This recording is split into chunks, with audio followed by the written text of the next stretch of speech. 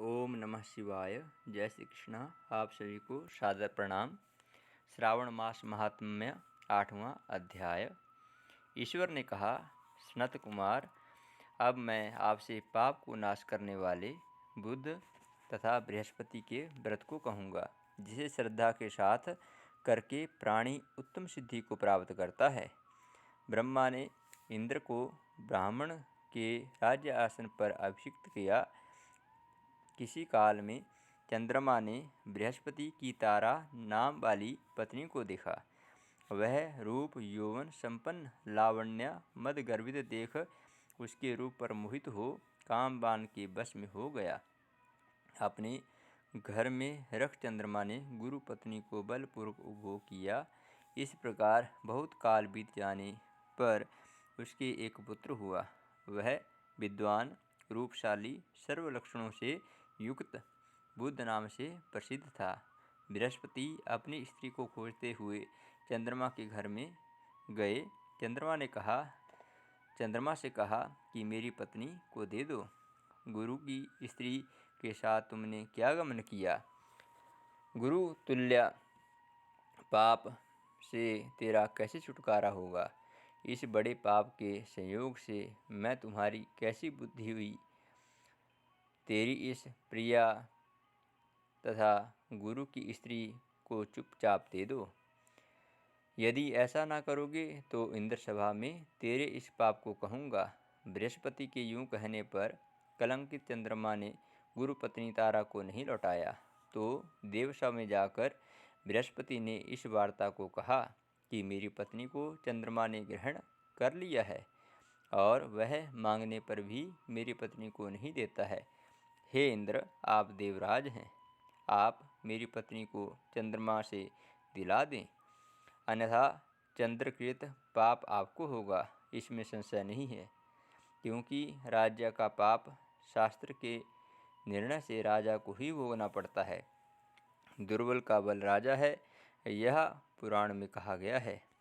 गुरु की वार्ता सुनकर इंद्र ने चंद्रमा को बुलवाया, क्रोध से आज्ञा दी कि हे चंद्र, गुरु बृहस्पति की पत्नी को दे दो, अन्य की पत्नी के साथ गमन करना पाप कहा गया है।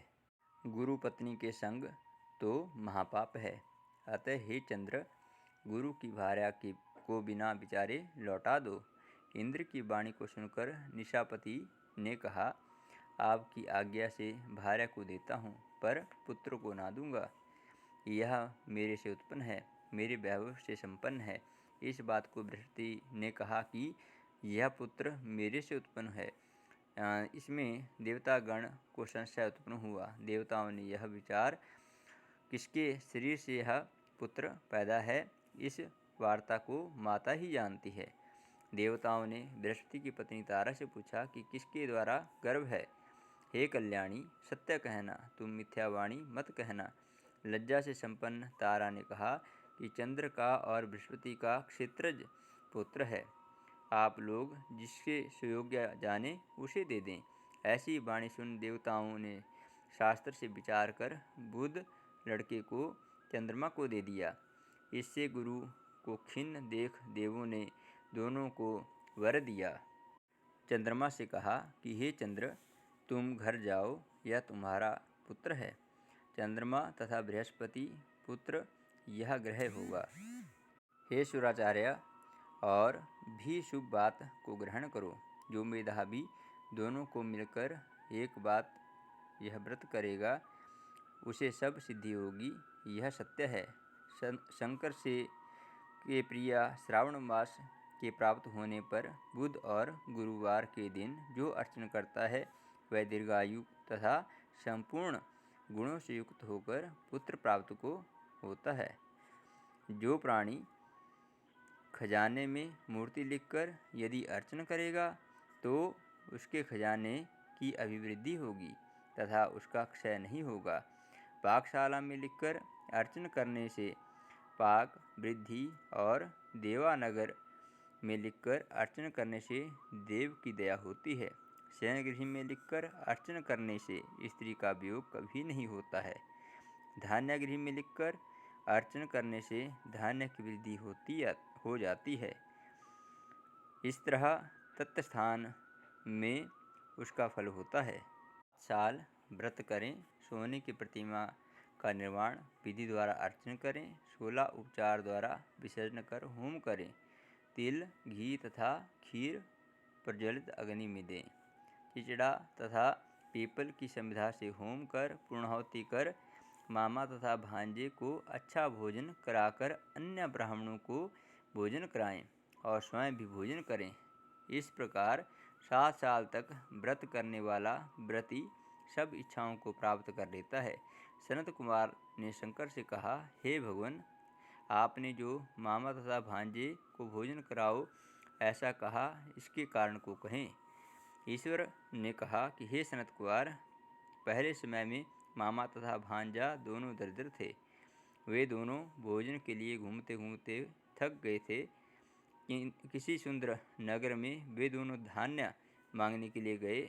उस सुंदर वन में श्रावण महीने में उसी व्रत को करते देखा, पर बुद्ध तथा गुरु का कहीं व्रत नहीं देखा। उस समय उन लोगों ने बहुत काल तक आपस में विचार किया कि सब जगह सूर्य तथा अन्य वारों का व्रत देखने में कहीं नहीं है, अतः हम दोनों बुद्ध तथा गुरु व्रत करेंगे। क्योंकि किसी ने इस व्रत को नहीं किया, अतः अमुचिष्ट व्रत यह है, इसे सादर से करें। पर व्रत विधान न जानने से फिर दोनों संस्थापन हो गए। तब उसी रात में उन दोनों को स्वप्न में विधि ज्ञात हुई। स्वप्न में ज्ञात विधि द्वारा व्रत को दोनों ने किया तथा बड़ी संपत्ति प्राप्त की। वह ऐश्वर्य दिन बढ़ता नजर आने लगा। इस प्रकार 7 साल तक व्रत कर वे पुत्र पौत्र आदि से संपन्न हो गए। प्रत्यक्ष हो बुद्ध तथा गुरु ने उन दोनों को वर दिया, आप लोगों ने जो हमारे व्रत को शुभ विचार से किया है, अतः आज से इस शुभ व्रत को जो भी करेगा वह निश्चय मामा तथा भांजे को भोजन अवश्य करवाएगा। ओम नमः शिवाय। आप हमारे इस चैनल को अवश्य सब्सक्राइब करें, अपने मित्र परिजनों के साथ शेयर करें, ताकि आपको सनातन धर्म से जुड़ी हुई और भी गूढ़ रहस्यों को आपके समक्ष लाते रहें। ओम नमः शिवाय। हर हर महादेव। जय जय श्री कृष्ण।